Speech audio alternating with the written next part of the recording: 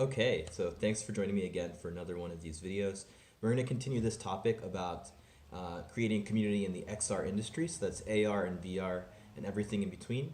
And the topic for today is going to be how to solve for divisiveness within this industry. So whether you're talking about platforms that allow for creation or social worlds, sometimes you have this kind of like mentality that starts to pop up when you get really close to your product. So we're going to look at how we can sort of shift away from divisiveness, maybe move more towards learning from each other, because we're all in this together, right? It's still a very small industry, and there's a lot of things that we can learn from each other if we're willing to put all of these kind of issues aside and just celebrate what we're doing here.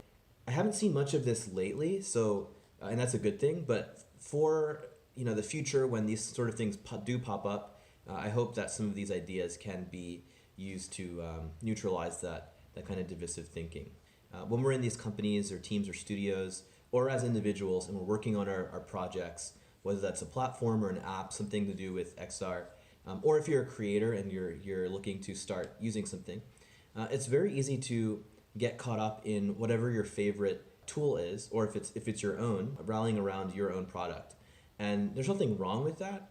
The only issue is once you start to rally around your product, but then maybe it turns into kind of like this bandwagon or like an echo chamber, and suddenly other folks who use other products or platforms start to look like competitors. I'd like to kind of shift that thinking and start thinking about how we're all peers in this industry rather than competitors. And I know it's hard, especially from within a company, because you have to keep in mind profitability and a lot of other things.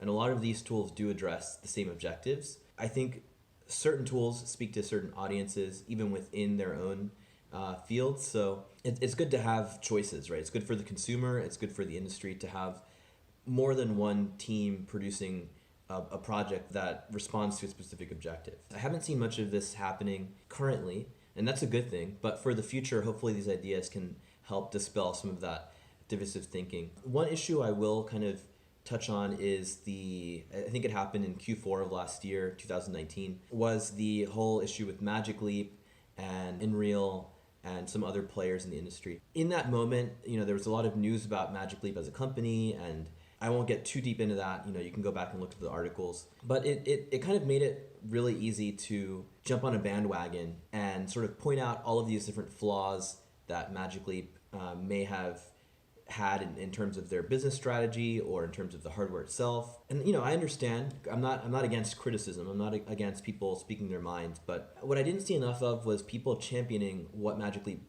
has done right in terms of their hardware and what they do for creators. These are times where I think it's important to celebrate our peers, celebrate other people in the industry who are trying to push this forward rather than this intense scrutiny to the point of trolling sometimes. It sort of starts to creep in, whether or not you inherently are someone who does participate in trolling.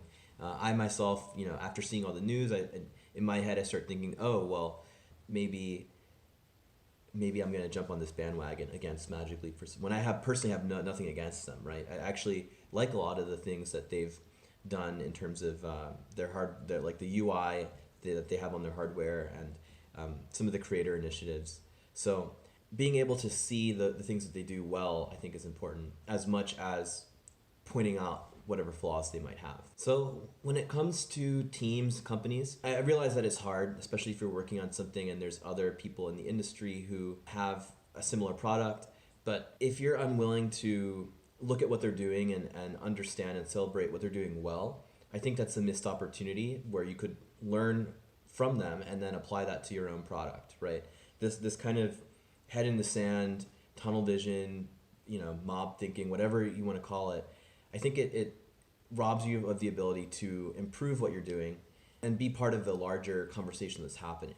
If you're looking at things divisively, thinking about things divisively, you're not really learning from the experience. You're kind of adding to this negative thinking. And the thing is, I've seen it happen within companies, and it's especially, I think, important to avoid this within your Slack channels and whatever you have going on in your company. You might have fellow colleagues who like using other platforms, who like using other tools that might be, your quote unquote competitors. Everyone in this field, I think, is someone who wants to learn, who wants to be part of what's happening, what's current. You have to kind of allow people to enjoy that discovery on their own without decreeing that another company in the field or another product is terrible for whatever reason, and people shouldn't go check it out or support it. It's something that can poison the well, if you want to think about it that way, because if it starts in Slack channels, it may spill over to other places. It may be present subtly, but it may be present within the way you do your marketing, on your Twitter. It may be present within the community that you're running. And the last thing I want to see is artists, people in the communities for these tools adopt that same thinking and continue to perpetuate it. What happens when you put your head in the sand and you don't want to hear or see what other people are doing or champion it or learn from it? The thing about thinking about things that way is the consumer at the end of the day is going to keep moving. They're going to keep going towards what's trending, what's happening, what's new, and so will the industry. So it's important to look at these things, learn from them, and celebrate them, just like you would any other personal victory that you might have when working on your own product or your own tool. So what we want to do is try to create a inclusive community around whatever platform you have, rather than exclusivity and making it so that you can only talk about a specific product or workflow or app, right? We want everyone to be able to celebrate whatever they like using and share what they've learned with other people. That's how we grow as a community and as an industry as a whole. The other kind of example that I'd want to bring into this conversation is, it's not a creative tool per se. Well, I guess it is. People can use music and create their own tracks, but it's Beat Saber. So Beat Saber, as we all know, it's like one of the largest selling titles in VR, and it's a good representation, I think, of the VR industry and what's possible with VR. The thing with Beat Saber is anytime another game comes out, another app comes out, there's always this headline. I always see it. It's like, is this going to be the next Beat Saber killer, right? Personally, I don't think that's helpful at all. I think that any music rhythm VR title should be able to stand on its own next to Beat Saber as a peer, rather than a Beat Saber killer, right? We don't really need that kind of sensationalism. It doesn't really add anything to the industry. The music rhythm genre within there, they target different audiences. So I don't understand why there's this kind of, again, this divisiveness around something that people should be able to find entertaining and like, using as many of them as there are, right? Why do we put this in the head of the consumer when they're trying to decide which one to pick? If we keep using these terms like Beat Saber killer or something like that, it just doesn't really make sense to me. So I also see this happening with social worlds, VR social worlds. And I mean, I get it. I get where it comes from. There's a lot of different teams trying to do the same thing, the whole, metaverse, and there's a limited pool of people who have the hardware. So therefore it does kind of have this competitive nature where, ours is the platform where you want to come and create and be with your friends and do all these cool things. Don't use theirs. I hear that a lot within these communities with their users, where the users are going to tell their friends, don't go to that other place over there because this one's better for XYZ reason. Don't go to that one because, blah, blah, blah. I don't really think that is helpful. I think that folks should be able to go to as many as they want to. They all serve different purposes. They all have different reasons why they're great. And we should celebrate those rather than scrutinize each one for different reasons. Now, I know that the elephant in the room in this discussion here is Horizons, Facebook Horizons that's coming up. And I understand particularly why that one does bring this kind of divisive conversation, this divisive mindset around it. I understand it. And it's because it is Facebook, and because you have a lot of teams who have been working on these social worlds for the past couple of years, and suddenly comes in Facebook with all their money, and they're scooping up the talent from all the other teams, and it's going to be integrated into the Oculus hardware probably at some point, and so it'll make it that much easier to suck up the market and have everyone participate on Horizons versus the other social platforms. But at the same time, that's all the more reason why I think it's important for people to celebrate each other, put out more positive energy around what is so great about the platforms individually.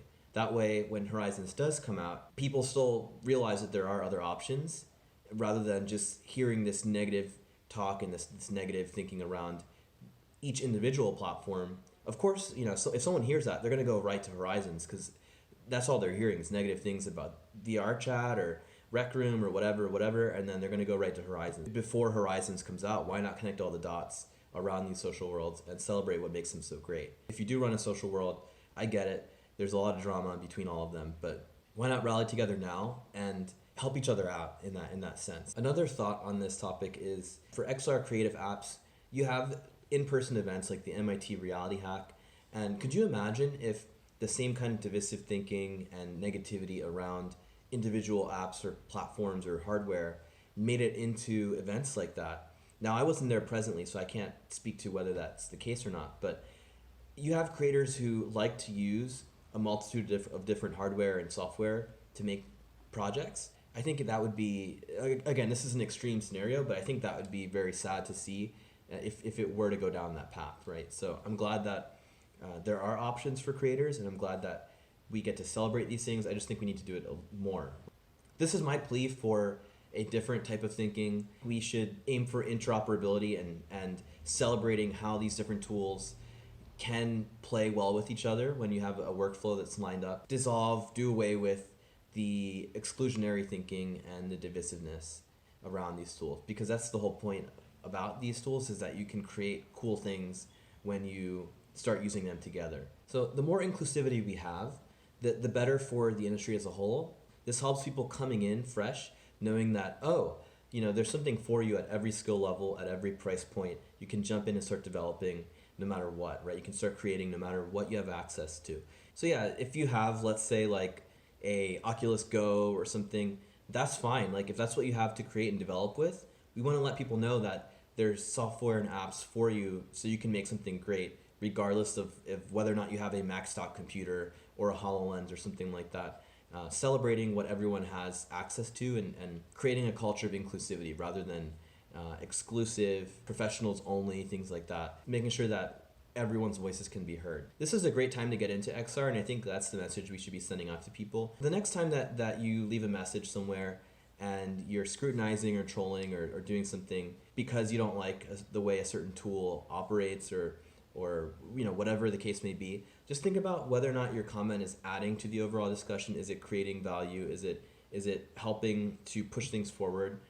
If not, maybe think about ways where you can uplift people and contribute something that's constructive rather than adding to this divisive conversation. I think it's something that everyone can take part in and try to help shape for the future. All right, so I'm gonna leave it there. If you really enjoyed the video, please consider liking, sharing, subscribing, all that stuff. If you want to support me in other ways, you can become a patron or you can donate within the links below. And I'm gonna keep cranking these videos out. I haven't figured out a schedule yet, but when I do, I'll post it on social media. And I might be doing some more streaming soon, so keep an eye out for that. So yeah, thanks for watching, and I'll catch you in the next video.